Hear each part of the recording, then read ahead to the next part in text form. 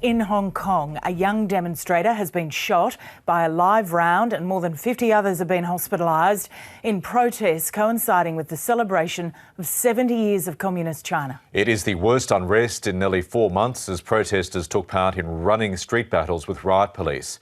Our correspondent Kathryn Diss has the latest from the streets of Hong Kong and a warning. Her story contains some graphic images.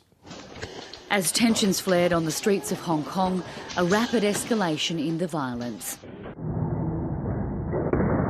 An 18-year-old protester shot in the chest at close range by a live round. More than 50 others were taken away by ambulance as protests flared simultaneously in multiple locations on the mainland. Back on Hong Kong Island, large numbers descended to the streets, peacefully marching down one of the city's major thoroughfares, but it didn't take long to descend into chaos as the protesters took up posts outside Hong Kong's government buildings. We're currently sheltering underneath the safety of a bridge, but the police were stationed in multiple different locations and they were firing down on the protesters. Just over here you can see they've made their way down the steps and they're firing at protesters that way.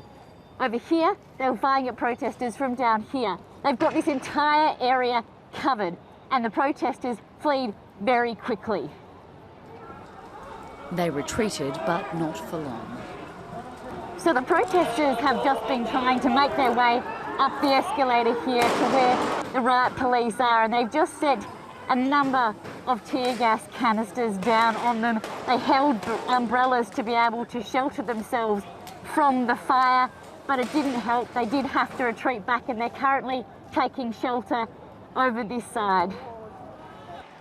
They eventually do pull back and grab anything they can to build a barricade to hold back police.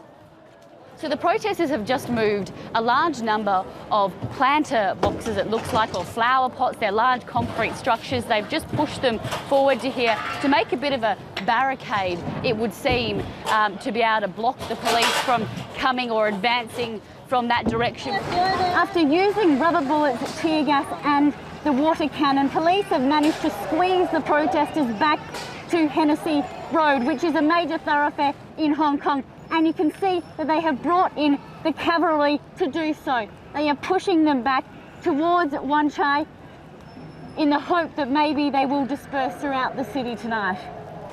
The running battles continue down Hennessy Road. They set fires, push over rubbish bins, graffiti shop fronts and throw petrol bombs at Chinese businesses.